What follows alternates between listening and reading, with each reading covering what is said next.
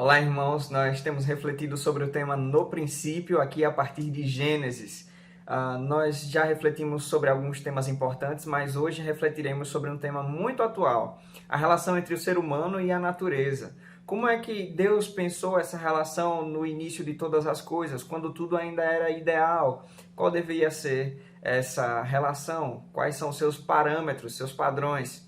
É muito interessante ressaltar o que a Bíblia nos diz aqui no verso 28 do capítulo 1.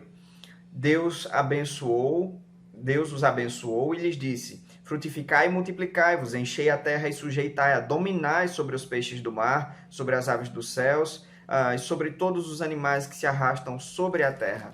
O ser humano, criado à imagem e semelhança de Deus, é isso que os versos 26 e 27 nos dizem, recebe então a incumbência de ser o representante e o administrador da criação feita por Deus.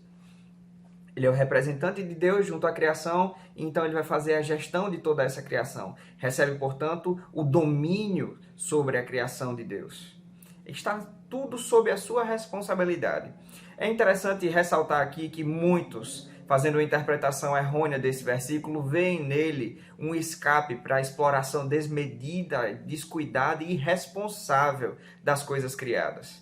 Quando, na realidade, a Bíblia não nos sugere isso. O que a Bíblia sugere é um ser humano à imagem e semelhança de Deus, exercendo, portanto, o seu domínio conforme a imagem e semelhança de Deus. Como Deus domina sobre todas as coisas? Deus domina com o seu coração cheio de amor, de graça. Deus domina com bondade. Deus domina com justiça. É assim que Deus domina sobre todas as coisas. E nós vemos mais quando olhamos para o capítulo 2, verso 15, do mesmo livro de Gênesis. Essa compreensão fica ainda mais clara. O Senhor Deus tomou o homem e o pôs no jardim do Éden para o lavrar e guardar. O ser humano, portanto, recebe a responsabilidade de zelar pela criação de Deus, por todas as coisas criadas. Entretanto, o que nós temos visto é uma exploração desmedida, descuidada, que nada reflete o domínio de Deus, mas sim que reflete um domínio irresponsável sobre a criação do Senhor. Esse não era o propósito de Deus para nós, enquanto seres humanos. No princípio, conforme nos é deixado claro aqui nas passagens de Gênesis, o propósito de Deus expresso para nós é de que nós nos portemos de modo digno diante da criação dele, como verdadeiros representantes dele. Será que o Deus que nos estabeleceu como seus representantes, expressão da sua imagem e semelhança, gostaria que nós destruíssemos a própria criação que ele fez? Seria tolice pensar desse modo. Portanto, isso nos remete também ao nosso propósito de existência. Se nós encontramos a razão de ser de todas as coisas em Cristo Jesus, e se nós encontramos em Jesus um restaurador de todas as coisas, não deveríamos ser nós também esse tipo de indivíduos?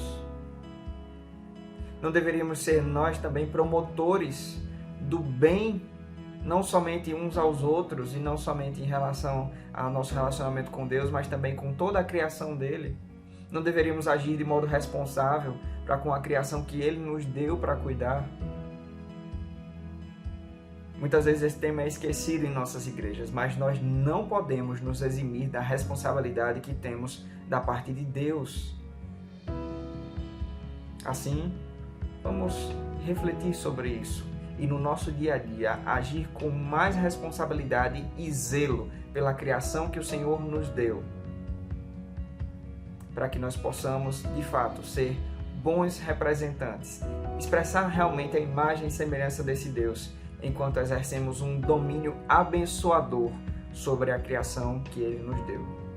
Que Deus nos desperte a essa responsabilidade e nos ajude a desempenhá-la bem. É isso que eu oro hoje, em nome de Jesus. Amém.